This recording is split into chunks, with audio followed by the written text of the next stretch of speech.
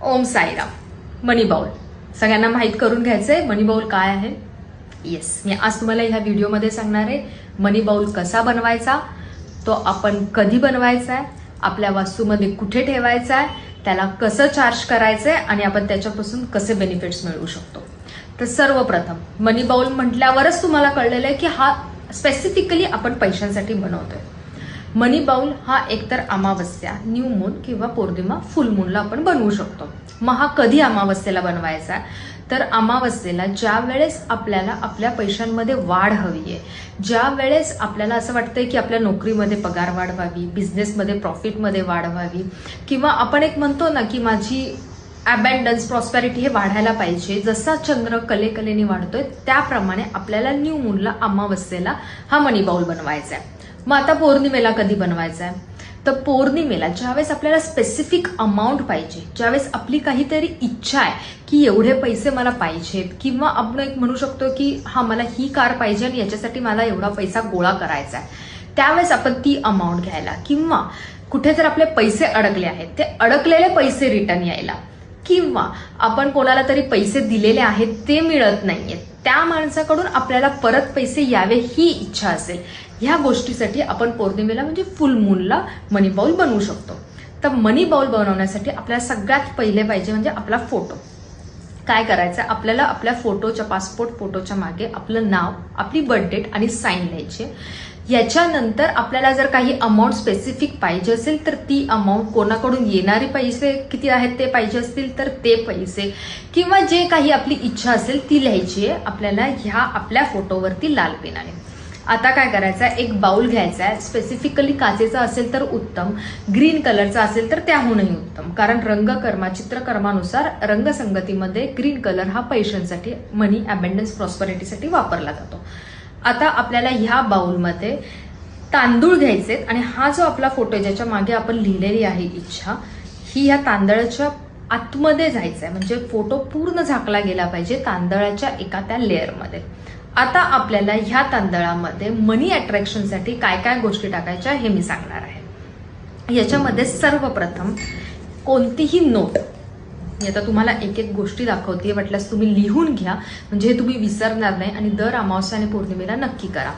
कोणतीही नोट घ्यायची, सिनॅमन स्टिकला ती नोट आपल्याला लाल कलावा, एक लाल दोरा मिळतो, त्यांनी बांधायची आहे आणि आपण हे अशा प्रकारे बनवू शकतो. समजा जर ही नोट एंजल नंबरची असेल, म्हणजे एंडिंगला 11, 22, 33 असे नंबर्स असतील, किंवा तुम्हाला जर तुमच्या बर्थडेची जर अशी नोट स्पेसिफिकली मिळाली असेल तर उत्तम.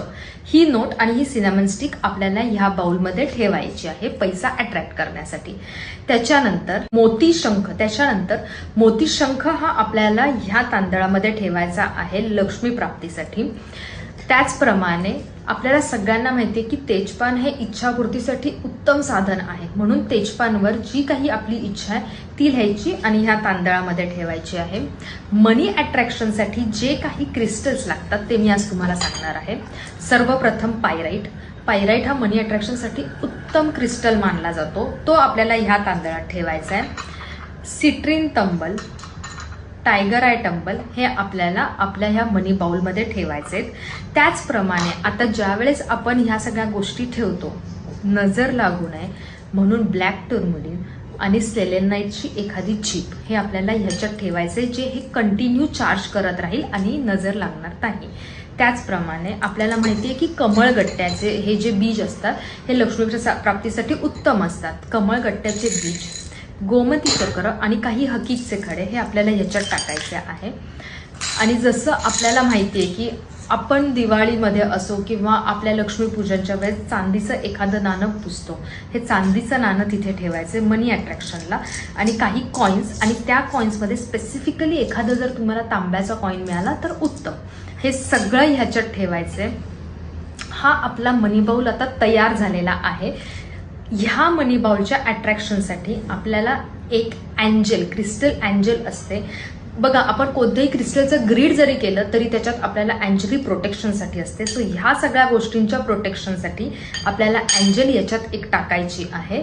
आणि आता हे सगळ्या गोष्टी आपल्याला ग्रीन कॅन्डलनी चार्ज करायच्या आहेत. तर कशा करायच्या आहेत, आता याच्यामध्ये आपल्याला ही ग्रीन कॅन्डल लावून आपला फोटो खालती आहे आपल्याला हे माहिती आहे. त्यामुळे ही ग्रीन कॅन्डल आपल्याला ह्याच्यामध्ये लावायची, एखाद्या छोट्याशा बाउलमध्ये लावा आणि अमावस्येला किंवा पौर्णिमेला ही ग्रीन कॅन्डल लावल्यानंतर पूर्ण जळेपर्यंत आपल्याला त्याच्या समोर बसून एकतर लक्ष्मी अष्टक म्हणायचे, कनकधारा स्तोत्र म्हणायचे किंवा श्रीयंत्राचं सहस्त्रनाम, ललिता सहस्त्रनामावली हे म्हणायचे.